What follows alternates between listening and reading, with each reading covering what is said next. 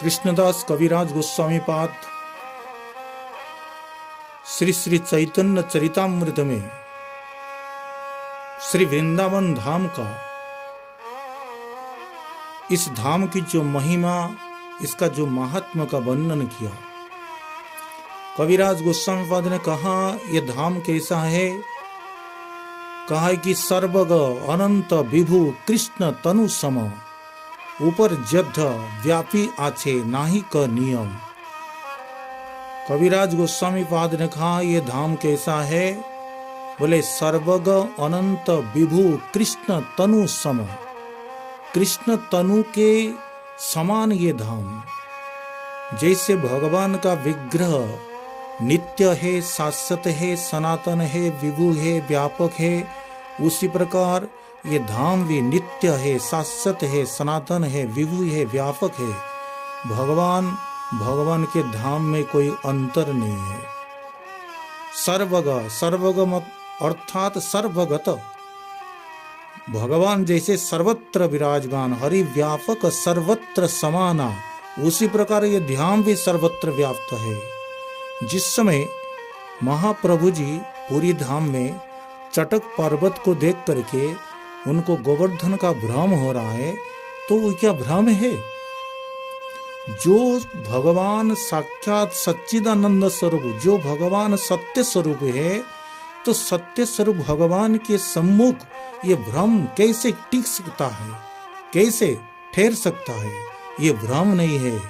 ये जो धाम है, ये जो गोवर्धन है, ये विभु होने के कारण, व्यापक होने के कारण, तो साक्षात वहां स्फूर्ति हो रही, प्राप्त हो रहा है। वो भ्रम नहीं है। क्यों? ये धाम विभु है, ये व्यापक है, सर्वग है, अनंत। अनंत का मतलब ये पंचकोशी वृंदावन नहीं, ये 84 कोश ब्रजमंडल नहीं, सप्तकोशी गिरिराज नहीं, ये अनंत के धाम। ये धाम भगवान के, देखिए वैष्णवाचार्य ने कहा भगवान के 4 वस्तु को नित्य माना गया। श्यामस्य नाम रूपम च लीला धाम विशेषत, एतत् चतुष्टयम नित्यम सच्चिदानंद विग्रह। भगवान के नाम, रूप, लीला और धाम। नाम, रूप, लीला और धाम, ये चारों वस्तु नित्य है, शाश्वत है, सनातन है। स्वयं भगवान ने कहा पंचजोजन में वास्ति देहं में वन रूपकम। ये 5 जोजन विस्तीर्ण जो वृंदावन है, ये साक्षात मेरा देह स्वरूप है। भगवान और भगवान के धाम में कोई अंतर नहीं है। भगवान जिस प्रकार अनंत है, उसी प्रकार ये धाम भी अनंत है। भगवान जैसे विभु है, नित्य है, उसी प्रकार ये धाम भी नित्य है, शाश्वत है, सनातन है। जिस समय भगवान वराहदेव पृथ्वी माता को रसातल से ऊपर ला रहे थे, तो पृथ्वी माता के मन में अभिमान हो गया कि भगवान को भी मेरा जरूरत पड़ता है, मेरे बिना भगवान का काम नहीं चलता।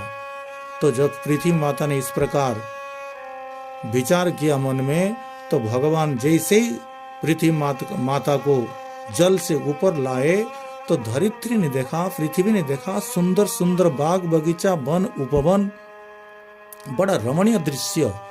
इस दृश्य को देख करके पृथ्वी के मन में संशय हुआ कि मैं नहीं हूँ, ये सुंदर बाग बगीचा, ये रमणीय दृश्य ये कहाँ से आया। भगवान वराह से पूछने लगी कि प्रभु मैं नहीं हूँ, ये वन उपवन ये सब कहाँ से आया। तो भगवान वराह ने कहा कि पृथ्वी तुम नहीं हो, इसका मतलब मेरा ये धाम नहीं रहेगा। ये मेरा वृंदावन धाम है, ये मेरा निवास स्थल है। ये महाप्रलय में भी इस धाम का विनाश नहीं होता। महाप्रलय में भी इस धाम का विनाश नहीं होता। तो ये नित्य है, शाश्वत, अनंत है। अनंत का मतलब ये 84 कोश ब्रजमंडल नहीं, पंचकोशी वृंदावन नहीं, ये धाम अनंत है। भगवान की जो अघटन घटन पटियसी जोगमाया शक्ति है, उस जोगमाया के प्रभाव से ये अपने इच्छा अनुसार प्रसारित होता है, विस्तार को प्राप्त करता है और संकुचित भी होता है। गर्ग संहिता में वर्णन है, जिस समय पृथ्वी समस्त दैत्यों से पीड़िता होकर के देवताओं के शरण में गई। समस्त देवता पृथ्वी को लेकर के ब्रह्मा जी के पास गए। ब्रह्मा आदि समस्त देवता पृथ्वी माता को लेकर क्षीर सागर तट में गए। भगवान विष्णु से प्रार्थना किए। तब भगवान विष्णु ने कहा, अगर परम पुरुष भगवान श्री कृष्ण अवतार लेंगे तो ये पृथ्वी का कष्ट दूर होगा। ब्रह्मा जी ने कहा कि प्रभु आप ही तो परम पुरुष हो, आपको छोड़कर कोई और है क्या? तो अगर कोई और है तो उनका मार्गदर्शन कराइए। तब भगवान विष्णु समस्त देवताओं को लेकर के गोलक धाम गए। तो गोलक धाम में विस्तार भाव से संवाद हुआ भगवान से ब्रह्मा जी का। तो ब्रह्मा जी ने पूछा, ये ब्रज में कौन कौन अवतार लेंगे? तो आपके जितने पार्षद कौन किस रूप में अवतार लेगा मुझे बताइए।